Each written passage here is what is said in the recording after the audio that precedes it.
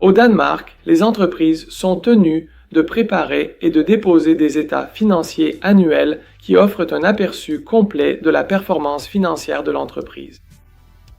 Le contenu et le format spécifique des états financiers annuels peuvent varier en fonction de la taille et de la structure juridique de l'entreprise. Je vais présenter les principaux éléments des états financiers annuels afin de vous donner un aperçu pour différents types d'entreprises au Danemark. La règle générale est que plus la forme juridique de l'entreprise est simple, moins elle a d'obligations. Commençons donc par les APS et les AS. Ainsi, dans les états financiers, ces entreprises doivent tout d'abord fournir un compte de résultats qui détaille les revenus et les dépenses de l'entreprise pour l'exercice financier concerné. Et voici ce qui est important au Danemark. Vous pouvez choisir l'exercice comptable exact que vous souhaitez avoir. Il n'est pas obligatoire qu'il s'étende de janvier à décembre. Si pour des raisons spécifiques à votre entreprise, il est plus avantageux d'avoir un exercice d'avril à avril, vous pouvez également choisir cette option. Ainsi, l'état financier montre le bénéfice ou la perte. C'est donc la base pour informer les autorités fiscales de la base de calcul de l'impôt sur le revenu. Un autre document important est le bilan qui présente les actifs, les passifs ainsi que les capitaux propres à la fin de l'exercice financier. Dans cette section, vous indiquez simplement ce que l'entreprise possède à un instant donné, le montant des fonds sur ses comptes bancaires, le type d'actifs qu'elle détient, le niveau d'amortissement de ses actifs, etc. Et plus grand, APS et AS, les entreprises sont également tenues d'établir un tableau des flux de trésorerie qui décrit les flux monétaires liés aux activités d'exploitation, d'investissement et de financement de l'entreprise.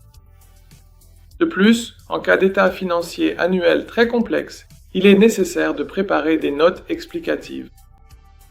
Les notes, de manière générale, fournissent des informations supplémentaires et parfois des explications concernant les états financiers eux-mêmes, ainsi que les différentes rubriques du bilan. En ce qui concerne l'entrepreneur individuel, ou plus généralement les petites entités, la plupart du temps, ils ne soumettent qu'un état financier simplifié. Et ces types d'entreprises préparent un compte de résultats et un bilan.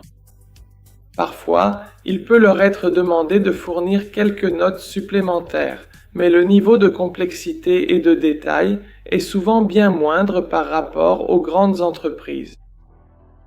Tout dépend toujours de la taille de l'entreprise. En tant que comptable, nous voyons différents types de gestion d'entreprise à différentes échelles d'activité. Et certaines personnes gèrent une entreprise individuelle avec un chiffre d'affaires de 20 millions de couronnes danoises, tandis que d'autres exploitent une APS avec un chiffre d'affaires d'1 million de couronnes danoises. Il n'y a donc pas de règle ici, mais il est bon de savoir que plus la structure juridique est complexe, plus l'état financier sera sophistiqué. De plus, l'obligation de faire auditer les états financiers peut varier, et cela dépend de la taille de l'entreprise. Les grandes entreprises, en particulier les APS et les AS, sont souvent soumises à des audits obligatoires, tandis que les entités plus petites, comme les entreprises individuelles, peuvent en être exemptées. Et une fois que l'état financier est préparé et prêt, il doit être soumis à l'autorité danoise des entreprises. Dans le cas des APS et des AS, il devient accessible au public peu de temps après.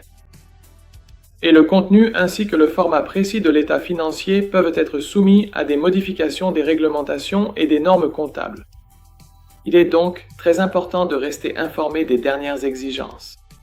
Si vous avez des questions concernant la gestion d'une entreprise au Danemark, n'hésitez pas à nous contacter. Nous vous souhaitons bonne chance dans votre activité au Danemark.